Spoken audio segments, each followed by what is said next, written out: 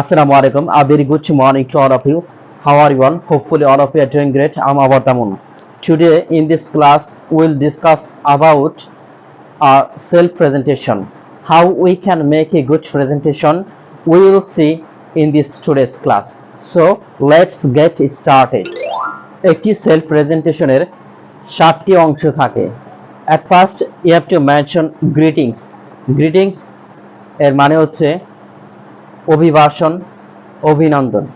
যখন আপনি over the mobile ফোনে কথা বলবেন সেক্ষেত্রে আপনি হ্যালো বা আসসালামু আলাইকুম বলতে পারেন, কিন্তু আপনি যখন কোনো স্টেজে পারফর্ম করবেন, that means when you will make a conversation from any stage, that time you can say good morning to all of you, good morning my listeners, or you can say good evening.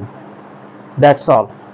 And number 2, you have to mention name, and you can say this is MD Monir Hussain, I am MD Monir Hussain, that type of.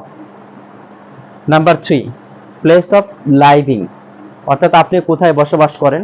এক্ষেত্রে আপনি বলতে পারেন I am from Manikganj অথবা I am from Dhaka. And number 4, present status, মানে আপনি বর্তমানে এখন কি করেন।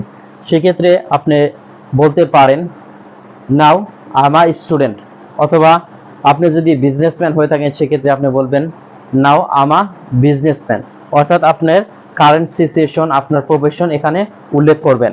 And number 5, hobby, that means আপনি কি পছন্দ করেন। সেক্ষেত্রে আপনি এভাবে বলতে পারেন আম ইন্টারেস্টেড ইন, আপনি শুরুতেই ব্যবহার করবেন আম ইন্টারেস্টেড ইন। যেমন আমি যদি বলি am interested in reading newspaper, playing football, gardening, that type of, আপনি এগুলো উল্লেখ করতে পারেন। অ্যান্ড নাম্বার 6, ফিউচার প্ল্যান, এটা আপনি কয়েকভাবে বলতে পারেন। যেমন আপনি যদি বলেন যে I want to be a businessman, I want to be a teacher, and you can say also I would like to be. যদি আপনি বলেন I would like to be, it also would be better. আপনি যদি I would like to be বলেন এটা সবচেয়ে ভালো হবে। যেমন I would like to be a good teacher, আমি একজন ভালো শিক্ষক হতে চাই। অ্যান্ড নাম্বার 7, ফিনিশিং, অর্থাৎ আপনার পুরো স্পিচটা কিভাবে ফিনিশ করবেন সেটা আপনি আল্লাহ হাফেজ বলতে পারেন, আসসালামু আলাইকুম বলতে পারেন, অথবা থ্যাংক ইউ সো মাচ দিয়ে আপনি আপনার প্রেজেন্টেশন শেষ করতে পারেন। অর্থাৎ একটি স্মার্ট প্রেজেন্টেশন এর জন্য আপনাকে 7টি বিষয় উল্লেখ করতে হবে, অর্থাৎ স্টেপ বাই স্টেপ এই বিষয়গুলো আপনাকে মেনশন করতে হবে। So that's was today's class. যদি আমার ভিডিওটি ভালো লেগে থাকে তাহলে লাইক, কমেন্ট এবং শেয়ারের মাধ্যমে আমার পাশে থাকবেন। Thanks for watching my video. All the best.